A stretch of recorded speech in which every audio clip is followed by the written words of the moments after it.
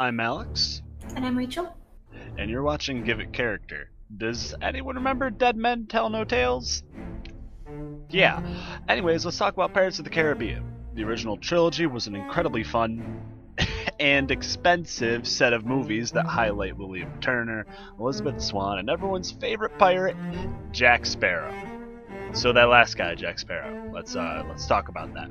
Specifically, we're going to have a chat about how Disney thought Jack Sparrow could carry movies on his own by the end of At World's End.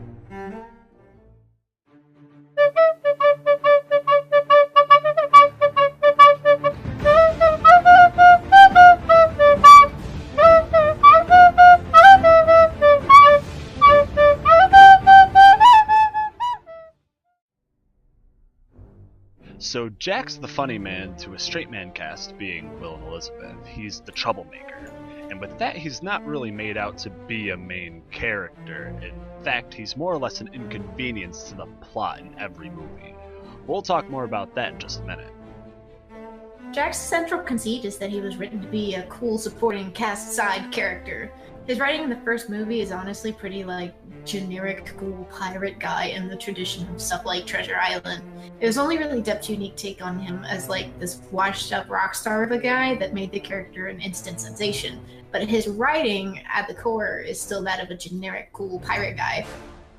Jack's really on no side but his own, as we see in the first movie, and to a lesser degree the second and the third, that he switches whose team he's on based on what best suits his goals at the time. He's perfectly willing to throw Will to an eternity of servitude on the Flying Dutchman, and does all sorts of other shit that is more or less absolutely reprehensible. Furthermore, with his 3 steps ahead nature and action scenes, and when he's using his wits in conversation, he's an extremely difficult character to make central. You kind of have to know what's going on with your protagonist to understand the movie. With that said, Jack's always sort of ahead of the game. If you're following him all the time, it's well the fun of watching him from the distance, which is why we need Will. Speaking of Will,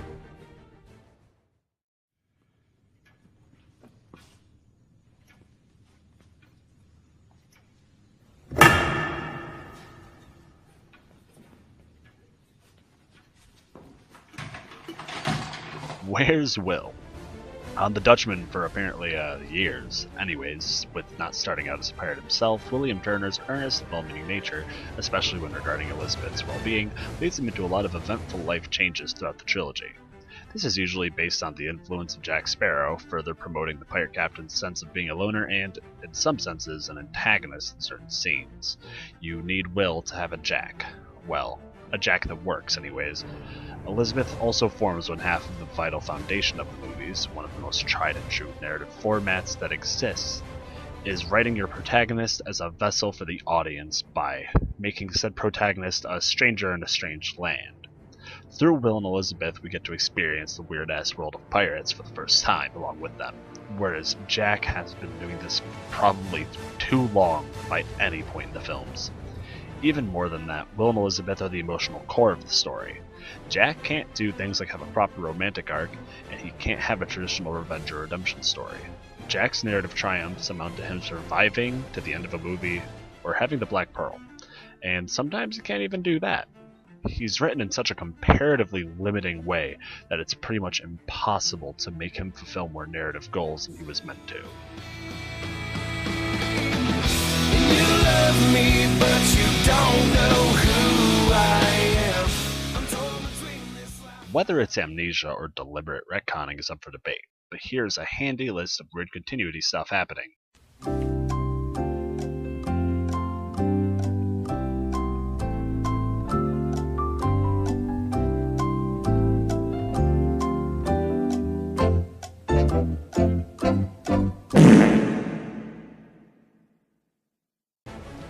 Jack Sparrow was incredible when he was fresh as a character.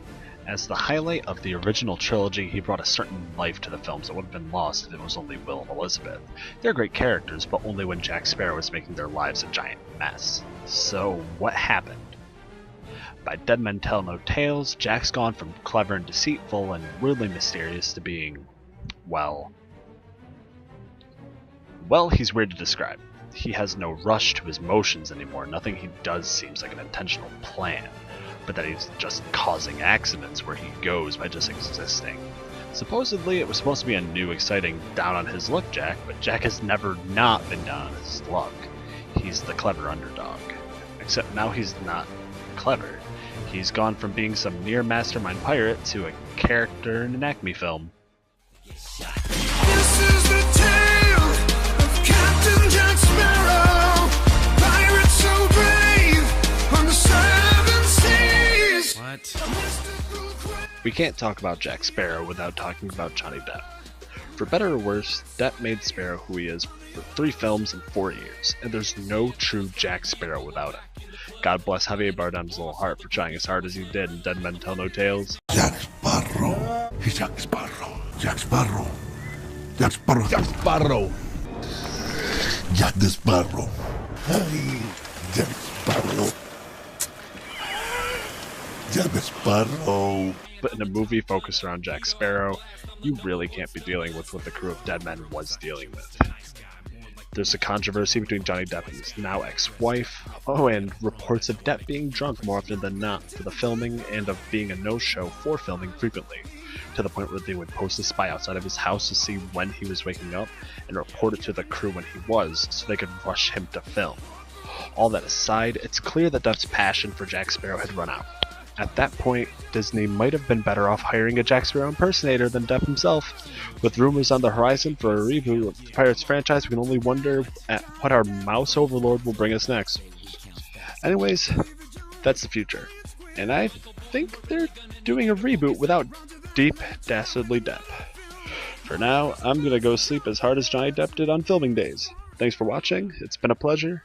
This is Give It Character.